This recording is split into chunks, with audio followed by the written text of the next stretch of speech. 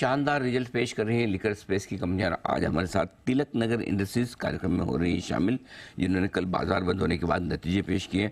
एक बार जल्दी से मैं नतीजे आपके सामने रख दूं। आय 29% बढ़कर आई है। कामकाजी मुनाफे में 51% की बढ़त दिखी है।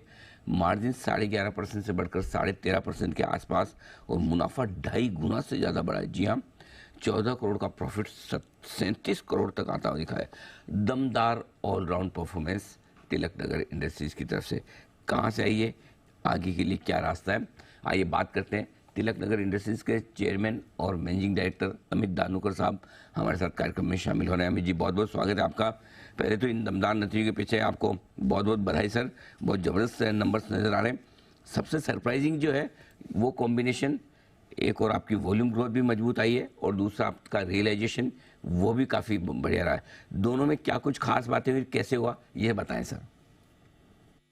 अनिल जी नमस्कार। सभी दर्शकों को भी नमस्कार। जो हमारी अभी पिछले साल से ट्रेजेक्टरी रही है, उसी ट्रेजेक्टरी पे हम बरकरार रहे हैं। जैसे आपने एनएसआर नेट सेल्स रियलाइजेशन की बात की, तो नेट सेल्स रियलाइजेशन दो वजह से बढ़ा है। एक जो हमारा प्रोडक्ट मिक्स है, अभी हम हमारे प्रीमियम प्रोडक्ट्स पे भी ज्यादा फोकस कर रहे हैं। जो हमने पिछले साल फ्लैंडी लॉन्च की है, फ्लेवर्ड ब्रांडी लॉन्च की थी, उसके सेल्स अभी काफी अच्छे ग्रोथ दिखा रही है। मैंशन हाउस मेन ब्रांड जो है, उसका भी जिन मार्केट्स में हमने लॉन्च किया है वहां सेल उसकी 5% हो चुकी है, and that is a premium product. So वहाँ एनएसआर बढ़ने में उसकी भी मदद हो रही है। और जो हमारे इंपॉर्टेंट स्टेट्स थे, जैसे तेलंगाना है और कोई साउथ में स्टेट्स है, केरला है, वहाँ प्राइस इंक्रीजेस मिलने की वजह से एनएसआर में बढ़ोतरी हुई है। तो ये प्रिंसिपली ये दो वजह है। मार्जिन्स भी काफ़ी बेहतर आए हैं, 11.5% से 13.5%। इसके पीछे क्या वजह है और क्या ये मेंटेन हो पाएंगे या इससे भी सुधर सकते हैं? इसमें अनिल जी एक चीज मैं सामने रखना पड़ूंगा कि इसमें एबिटा मार्जिन में और भी बढ़ोतरी हो सकती थी।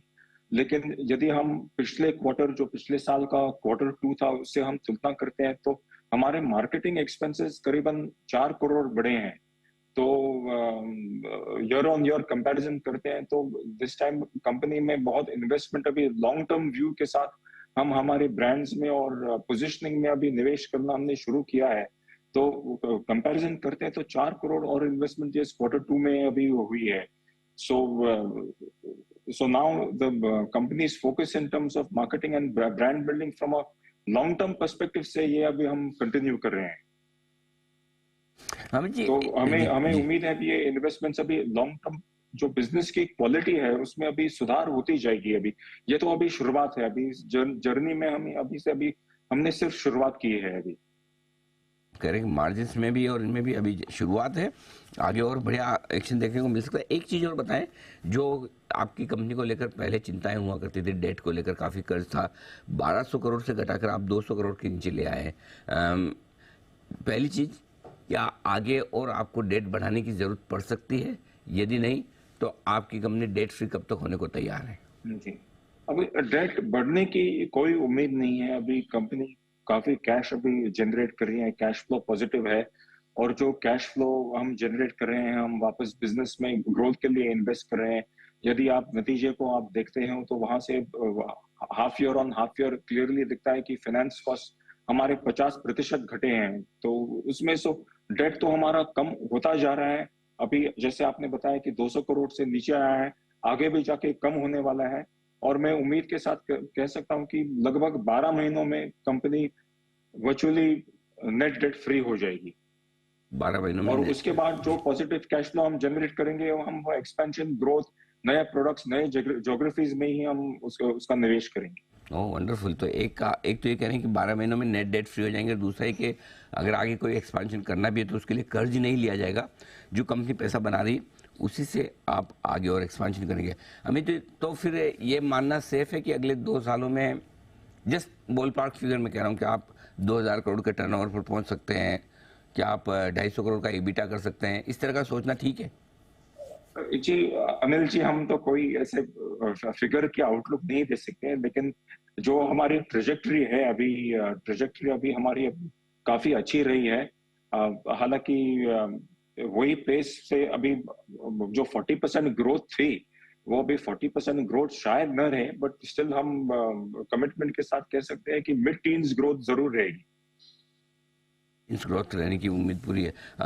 एक और चीज़ जो मैं जानना चाहता हूँ कि आप अभी कितनी कैपेसिटी पर काम कर रहे हैं, और कैपेक्स प्लान आप जब भी लेने का प्लान करेंगे उसमें कितना समय लग सकता है? तो अभी कैपेक्स प्लान पे हम कोई नतीजे पे ऐसे पहुंचे नहीं हैं। हमारी ग्रेन डिस्टिलरी एक है जो वहाँ कैपेक्स करना, शायद हम अगले साल में उसका हम निर्णय लेंगे कि उसमें हम कैपेक्स करेंगे। इस साल में कोई कैपेक्स की उम्मीद नहीं है, अदर देन मेंटेनेंस कैपेक्स जो कुछ भी है वो मेंटेनेंस कैपेक्स ही रहेगा।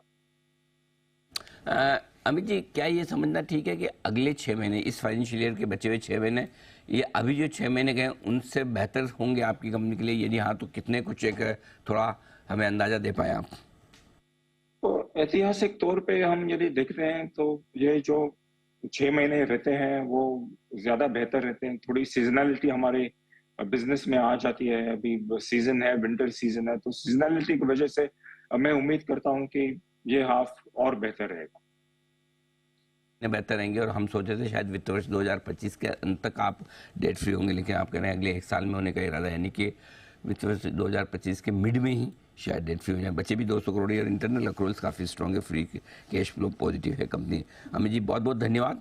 एक बार फिर से बधाई आपको इस शानदार परफॉर्मेंस के पीछे, और तिमाही दर तिमाही कंपनी की परफॉर्मेंस बेहद मजबूत आती दिख रही। Thank you so much sir. Thank you.